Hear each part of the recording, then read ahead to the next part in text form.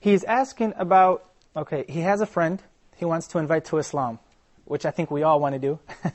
He's asking, what is the best way to go about it without making his friend angry and without putting too much pressure on him? I believe the viewers by now have already memorized the upcoming answer, which is be a good role model. Be on time. Be organized. Have a system in your life. Be clean. Smell good. Look good. Right. You will impress that person.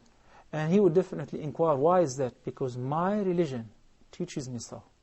It teaches me honesty. That is before saying a word. Before saying a word. I bet you this person would be interested to ask you, when you take off during your break to go to pray, then you come back immediately to work without wasting any further time. When you take Friday off and you're very keen to pray on time, any person, any non-Muslim following any religion would be interested to ask why. Why those people are so committed to their religion.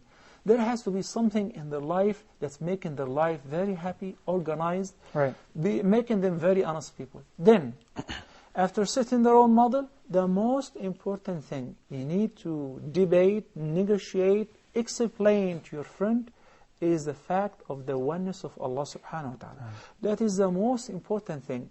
People, unfortunately, they take side roads. They start talking about the importance of praying 5 times a day. But to whom? You know, if you just talk about the prayer or fasting during Ramadan, it's very hard for people to imagine that. I was just sitting with a person who's agnostic. He's British, and I was talking to him about things like that. People have been addressing him about the importance of fasting, about praying, about... He says, I cannot imagine doing all of that. That's why I confirm that practice comes second, later on. Faith comes first. When you love, you do whatever you can. You do your utmost to please your beloved one. Imagine loving Allah the Almighty, trying to please Him, trying to enter His paradise, trying to join His prophets in heaven, would make you do anything possible. And whatever Allah commanded is very affordable, but only for the believers. So that's why the order, be in our own model. Be honest yourself. Do not tell a lie. Look clean. Smell good. Pray on time. Then, exchange gifts. Tahadu, tahabbu. The Prophet ﷺ said, exchange gifts that will create and will develop love. Invite him over. Then, if this person opens a conversation, it's not a debate. It's not about who's going to hell and who's going to fire. And who's going to heaven. It's about explaining to this person first. As the Prophet ﷺ said, we have the methodology of da'wah have been explained in details in the doctrine of the Quran and in the Sound Sunnah. The Prophet ﷺ delegated Mu'adh to Al-Yaman and said that you're going to meet people who are the people of the book, mainly Jews and Christians. Inform them, أخبرهم أن لا إله إلا الله.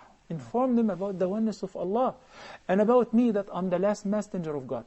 If they respond to that, in a sense, if they accept this fact, then tell them that Allah has ordained upon them 5 daily prayers. If they're happy with that, tell them about the zakat, tell them about fasting, one step at a time. But when you shove it down their throat and you make it very heavy, they would not think about the oneness of Allah, rather they would think about it's a very difficult and impossible task to fulfill, and they will be even reluctant to think logically about the oneness of Allah. And Allah knows best. Thank you, Sheikh.